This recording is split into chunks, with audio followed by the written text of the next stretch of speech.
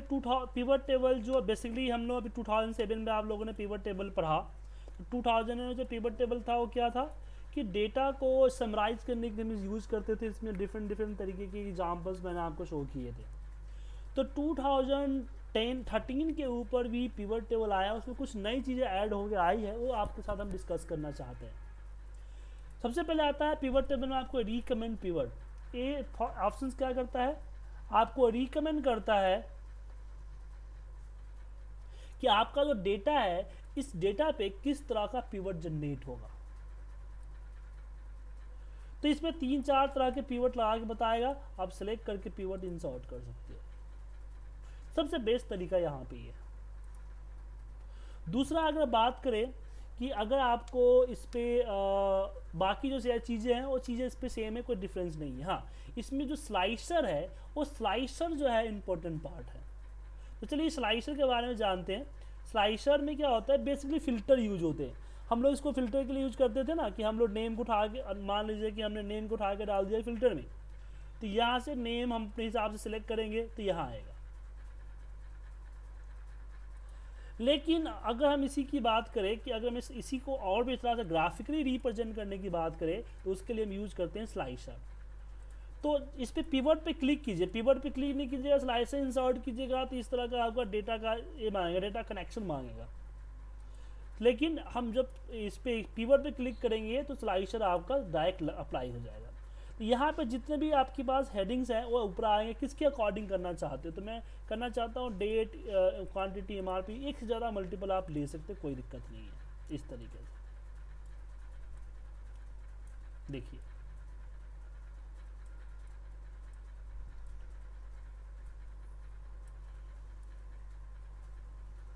अब जैसे सिलेक्ट करूँगा, मैं पुनीत सिलेक्ट कर लिया और इसे सिलेक्ट कर लिया। यहाँ देखिए अगर पुनीत सेलेक्ट किया तो पुनीत की डेटा दिल्ली और जीजीएन में नहीं है। देखिए यहाँ पे दो जो है वो अनहाइलाइटेड हो गया, और जितनी भी क्वांटिटी है, क्वांटिटी जो क्वांटिटी नहीं है वो अनहाइलाइटेड है।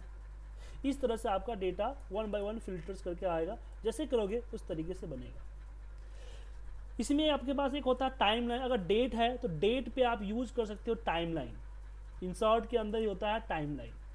टाइम लाइन और डेट को सिलेक्ट कर लिया, तो यहाँ पे डेट को ग्रुप कर सकते हो ईयरली, कि जनवरी का डेटा चाहिए, या जनवरी फरवरी मार्च का डेटा चाहिए, या क्वार्टर वाइज करना चाहते हो तो क्वार्टरली लिख दीजिए। तो क्वार्टर 4 चाहिए, क्वार्टर 5 चाहिए, 1 चाहिए। इस तरह से जैसे करोगे उससे डेटा यहाँ पे आएगा। तो टाइम लाइन किसके लिए इंसर्ट होता है, ओनली फॉर डेट्स के लिए। तो स्लाइसर और टाइम लाइन समझ में आया सर आपको।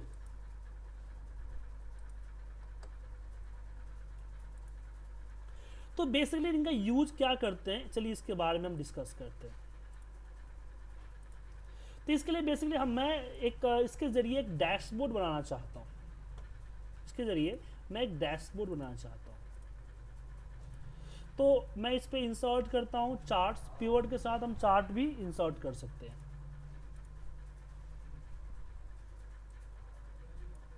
ये पिवट 1 से कनेक्टेड है, इसको मैं कट करता हूँ और कट करके शीट 3 पे ले जाता हूँ। उसके बाद यहाँ पे मैं एक और पिवट, इसी पिवट को कॉपी पेस्ट कर लूँ, एक और नया पिवट टेबल लगाया। इसमें मैं क्या करता हूँ, इसमें स्वैप कर देता हूँ नेम और सिटी को।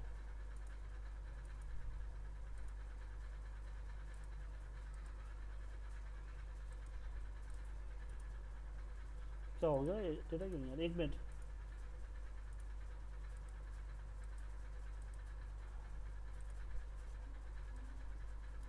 फिल लिस्ट आ गया। तो यहाँ पे सिटी हटा देता हूँ और नेम यहाँ डाल देता हूँ, और फिर इस पे मैं चार्ट बनाता हूँ, और फिर इस चार्ट को कट करता हूँ और शीट 3 पे ले आके पेस्ट कर देता हूँ यहाँ पे।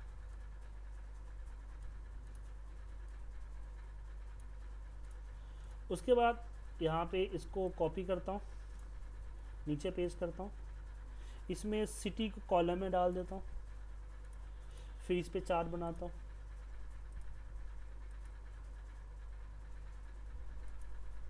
ये थोड़ा अच्छा नहीं दिखा तो कॉलम से हटा के मैं इसको सिटी में नेम के नीचे डाल देता हूँ। देन इसमें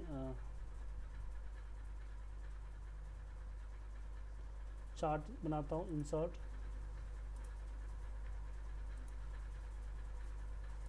इसको कट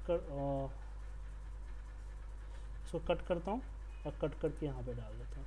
ऐसे मैंने 3-4 चार्ट जो है बना लिए। ऐसे डैशबोर्ड में आप बहुत सारे चार्ट्स बना सकते हैं। अब हम बात कर रहे हैं स्लाइसर्स की।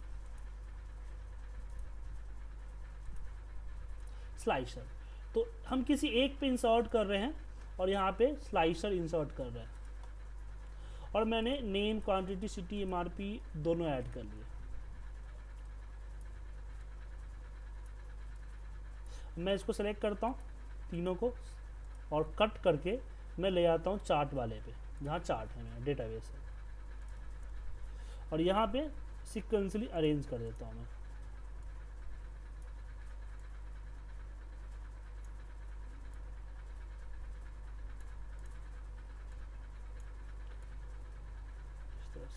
अभी क्या है कि अगर मान लीजिए मैंने इस पे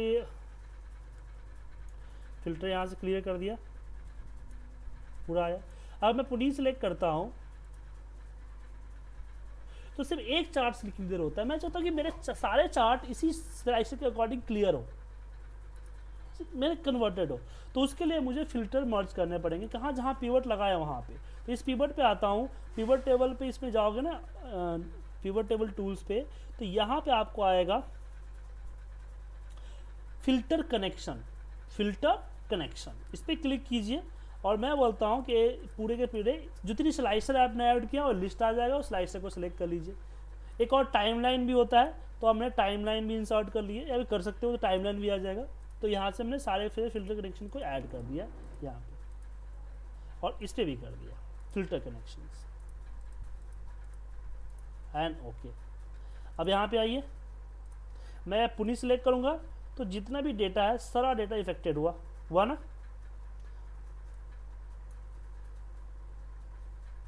इस तरह से डैशबोर्ड के लिए हम यूज कर सकते हैं क्या, पिवट टेबल। जय जी, समझ में आया?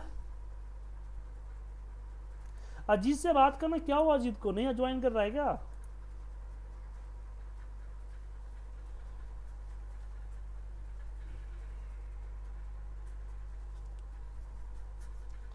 तो इस तरीके से हम यूज करते हैं आपके एक्सेल। कॉल कीजिए सर, कोई बात नहीं।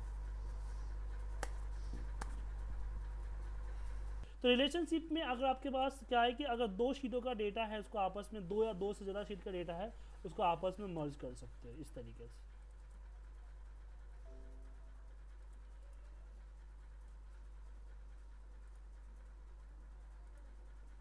ठीक है। अब मान लीजिए कि दूसरे सीट 5 पे यहाँ पे PID है, नेम है और इसकी MRP है, या फिर स्टॉक मान लो कि स्टॉक है।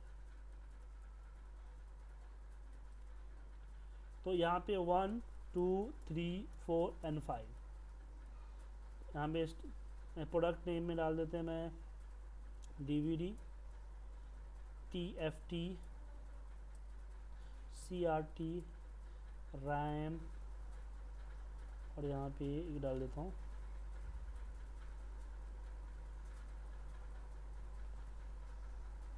MB, और स्टॉक्स, इनके स्टॉक्स डाल देता हूँ।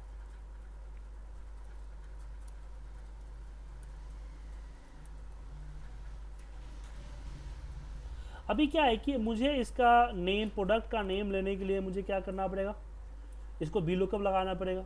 दो अलग अलग शीट में डेटा है, तो इस केस में क्या कीजिए, हम पिवट टेबल में रिलेशनशिप यूज कर सकते हैं। इसके पिवट टेबल सेलेक्ट करेंगे, यहाँ पे आता है add this data to data model. याद रखिएगा, ये करना जरूरी होता है, add this data to data model and okay कीजिए। थोड़ा सा हैंग होगा, वेट कीजिए।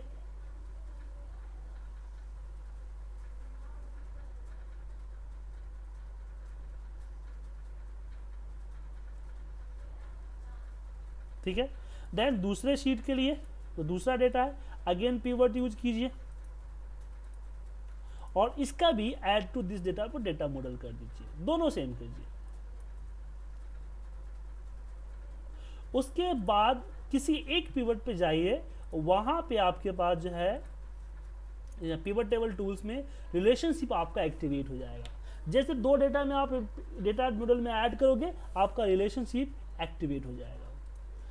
रिलेशनशिप पे क्लिक कीजिए और रिलेशनशिप क्रिएट करने के न्यू पे जाइए।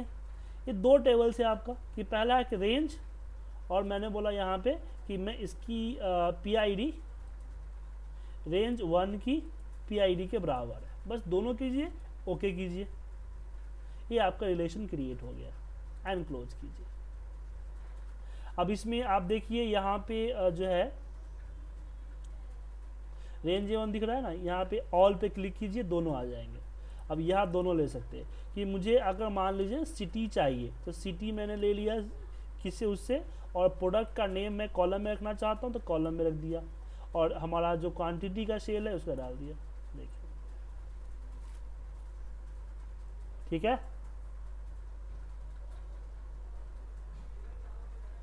तो रिलेशनशिप समझ में आया सर आपको?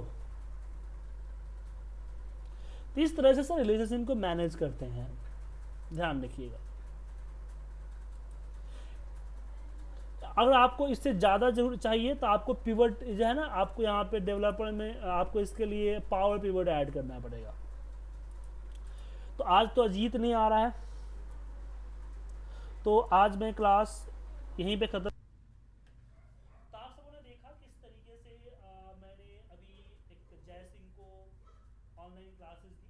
एक क्लासेस वो अपने घर से बैठ कर मुझसे ले रहे थे लाइव, मुझे जो प्रॉब्लम हो रही थी मुझे बता रहे थे, चैट कर रहे थे। ऐसे भी आप मुझसे लाइव ट्रेनिंग ले सकते हो। इसकी ट्रेनिंग लेने के लिए आपके पास बस इंटरनेट कनेक्शन होना चाहिए। आप कहीं से भी, अपने घर से, अपने ऑफिस से, कहीं से भी ले सकते हैं। टैब से ले सकते हैं, लैपटॉप से ले सकते हैं, एंड्रॉयड फ़ोन से ले सकते हैं। गो टू मीटिंग जो सॉफ्टवेयर हम यूज़ करते हैं वो सबको सपोर्ट करता है। तो इस तरह से आप ट्रेनिंग मुझसे ले सकते हैं। पहले मैं 3 to 4 डेमो ट्रेनिंग हम प्रोवाइड करते हैं। डेमो ट्रेनिंग लेने के लिए मेरी वेबसाइट www.iptindia.com पे जाइए, रजिस्ट्रेशन फॉर्म को फिल कर दीजिए, या भी ज़्यादा डिटेल देना चाहते हैं तो मुझे कॉल कीजिए 8826828093 पे। अगर वीडियो आपको अच्छा लगा तो सब्सक्राइब कीजिए, शेयर कीजिए, कमेंट कीजिए। Thank you for watching.